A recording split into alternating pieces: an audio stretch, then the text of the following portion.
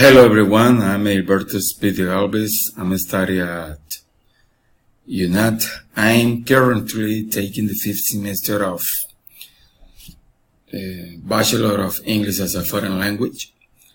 Well, this video is part of the final test of the course language forms and functions, and I basically going to talk about word formations. Word formation process can be made in English by several ways. So as we can see here in this slide, there are several methods such as compounding, blending, derivation, clipping, neologisms, acronyms, and others. So all these processes consist just on make from a shorter and simpler word a longer or even more complex word. Yes. Then in English, derivation is one of the most common processes to make a formation of new words. And besides compounding are the two processes that are responsible for create new words, as I said before. But derivation is just related to the process of adding affixes. Then, as you can see here, there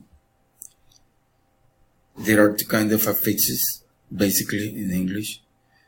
We got prefix that are added before the root, the stem or base word, and suffixes which are added at the end of the stem or base word. So, and also we got some others kind of affixes called infixes, which are inserted inside a word, but in English they are not very common. And let's see what are derivational affixes and which are the types and the difference between them. So the addition of derivational affixes to a root produce, as I said before, a new word, but this kind of affixes made some changes in the new word. So as you can see here, first of all we got a change related to the phonetic, which includes a stress in the change, right, in the new word. So as an example, we got here the word reduce. So when we add a suffix on this word, the pronunciation of the phonetical part of the stress of this word is reduction. Another example will be clarity. And the final example that I have here is electricity, which turns into electricity, right? Another change is orthographic. This can produce a change in some letters from the root. We get here pity, pitiful, deny, denial, happy, happiness. So look at the Y is drop out, and we have to add the vowel I when we add any of these suffixes, full, al, or nas. Another change that can be produced when using derivational affixes is semantic, which are considered more complex. Look at the example: husband, husbandry, event, eventual, post, postage. And finally, we have a change in the word category or word class. So as you can see in the example, we got the word drink, which is a verb. When we add the suffix able and turn into adjective, drinkable. The same happens with the word impress, which is a verb too, and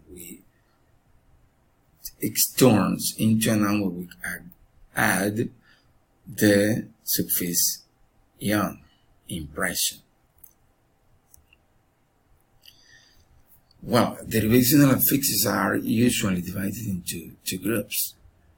So, class changing and maintain derivational affixes.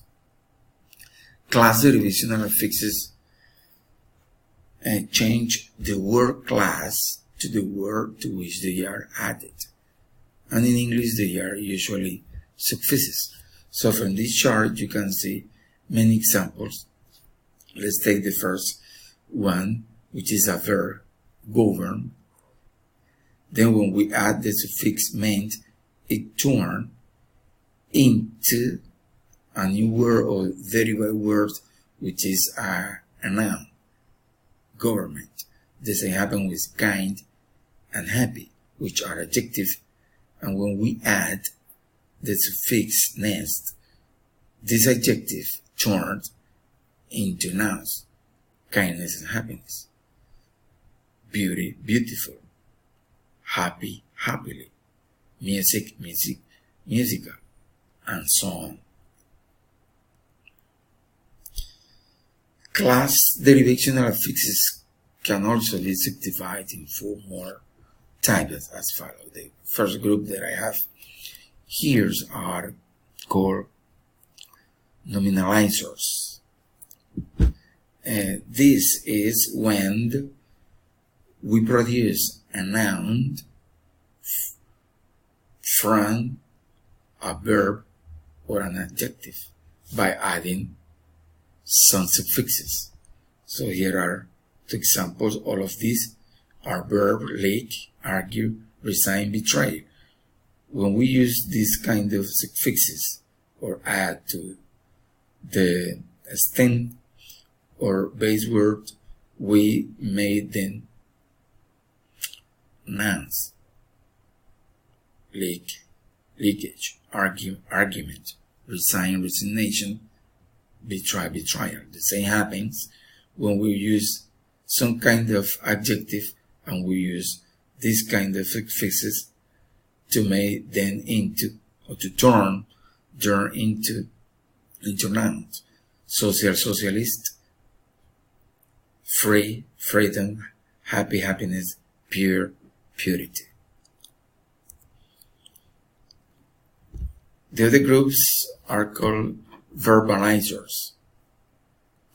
It is a suffix which produces a verb from a noun and adjective. Here are some examples. We got some nouns such as terror with the suffix 5. Then it turns into a verb and is terrified. Identity with the same suffix, identify. And look at this. With adjective we got sweet. When we add this suffix and it turns into a verb, sweeten, pure, purified, legal, legalized, deep, deepen.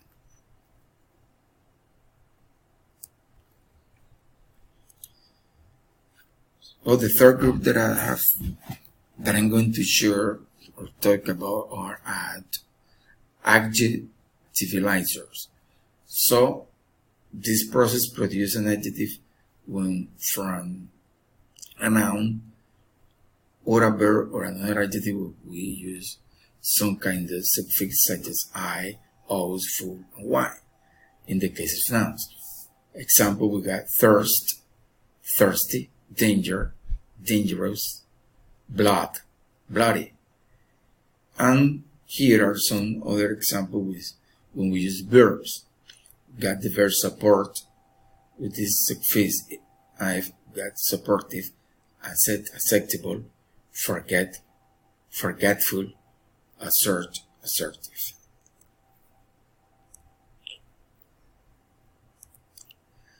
And the final group that is the least common in this kind of derivational affixes are called verbalizers. Well, we produces adverb from an adjective and a noun. I will illustrate this case with these few examples, such as, well, we got here quick and those suffixes li, which means the way we do something. We got this quick in turn into quickly, terrible, terribly, beautiful, beautiful.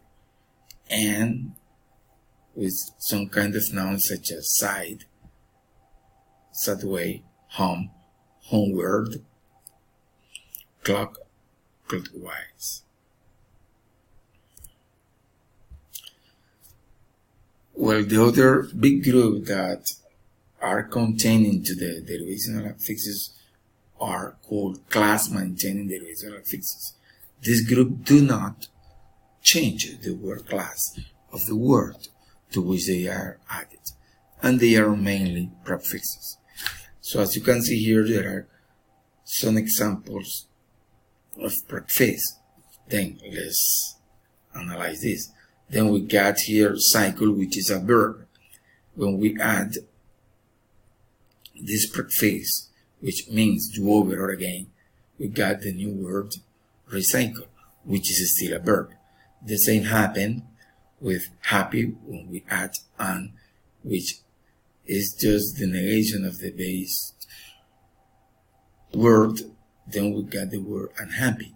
Happy and unhappy are both adjective. And the same happened with pre and miss. Pre, before, pre-right, miss, which is run back, spell, misspell. And here, we got possible, impossible. They are the same class word, adjective. And here in fiction, which is a noun, when we add the prefix non-fiction, which is still a noun. Well, after been reading all the material that has been provided in this course, I have to come to some kind of conclusions. The first one is that derivation is one of the most important part of lexicology, because in this way we can enrich or enlarge our vocabulary. Another conclusion is that by word formation processes we mean the different devices which are used in English to build new words from existing ones. And finally, each word formation process results in the production of a specific type of word. Consequently, understanding of this process is one way of studying the different type of words that exist in English. Well, here I just share the reference that I used to support myself on this activity. Well, I expect that this video and this presentation fulfill all the criteria needed for the final test. Thank you very much.